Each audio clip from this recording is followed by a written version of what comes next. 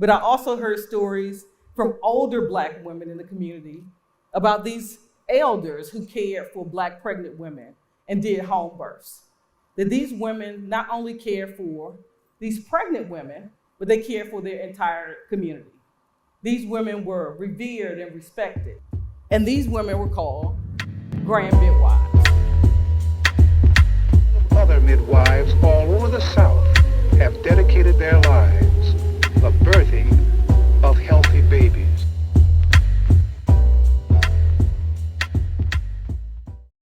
Birth is one of the few truly universal human experiences. Everyone who has ever lived was once floating in their mother's womb, waiting for the world. And while being pregnant and giving birth is a beautiful, transformative experience for many, for thousands of pregnant people each year, pregnancy-related illnesses are a harsh reality weighing on their shoulders. Among other nations with similar economic conditions, the United States maintains significantly higher rates of maternal mortality overall, with Black women 3 times more likely than white women to die during or shortly after giving birth. Black women who are pregnant right now are sort of walking around understanding that they have an increased mortality and morbidity rate, and that's really hard when you're like a young, healthy woman and someone tells you, you're 3 or 4 times more likely to die or have something bad happen to you or your baby. So it's hard to figure out how to navigate pregnancy and be happy and healthy, knowing that the statistics are kind of stacked against you. And these statistics transcend economic lines. Serena Williams, a prolific American athlete with the wealth to ensure she had every resource at her fingertips, still experienced medical racism during the birth of her child. Vogue magazine wrote about the situation. She told the nearest nurse that she needed a CT scan with contrast and IV heparin right away. The nurse thought her pain medicine might be making her confused, but Serena insisted. And soon enough, a doctor was performing an ultrasound on her legs. I was like, a Doppler? I told you I needed a CT scan and a heparin drip, she remembers telling the team. The ultrasound revealed nothing, so they sent her for the CT scan, and sure enough, several small blood clots had settled in her lungs. Minutes later, she was on the drip. I was like, listen to Dr. Williams. So what's the solution? Well, medical racism is a nuanced issue that's deeply ingrained in our healthcare system, and there isn't one definite answer. But there is one cultural institution making a resurgence that can be used to build community, connection, and reduce maternal mortality. And Naija, why did you choose to become a doula? I didn't choose to be a doula.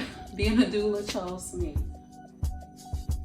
My name is Melissa Scott. I'm a nurse midwife. I'm also a lactation consultant, and I work at the University of Michigan Hospital.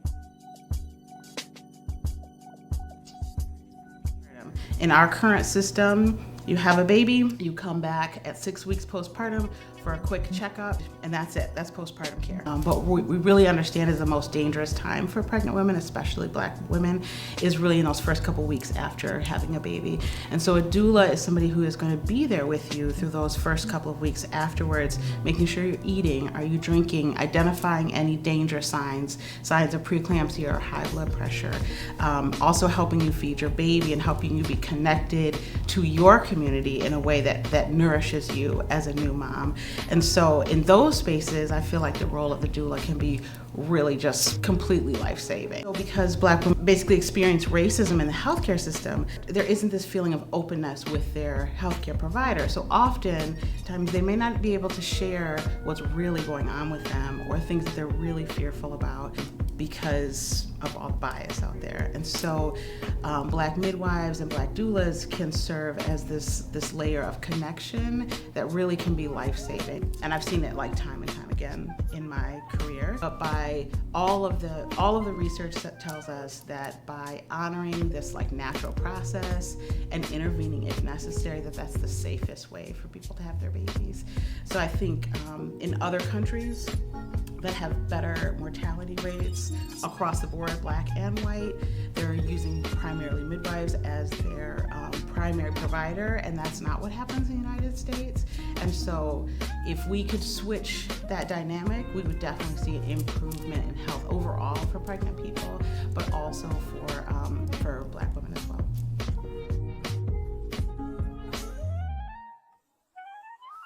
Yeah.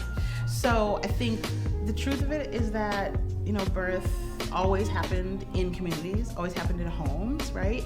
And people would come and they would help care for pregnant people and help you have your baby, however that looked, right?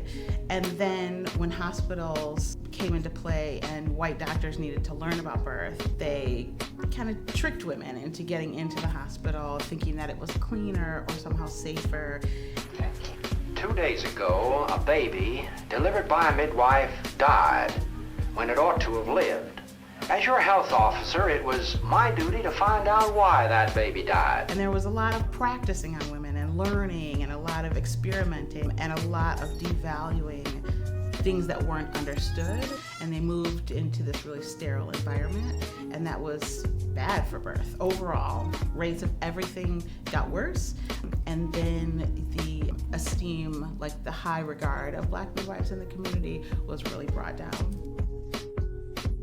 The past propels me into the future because it's on the shoulders of the birth workers, the traditional birth workers who laid the foundation of midwifery in the United States.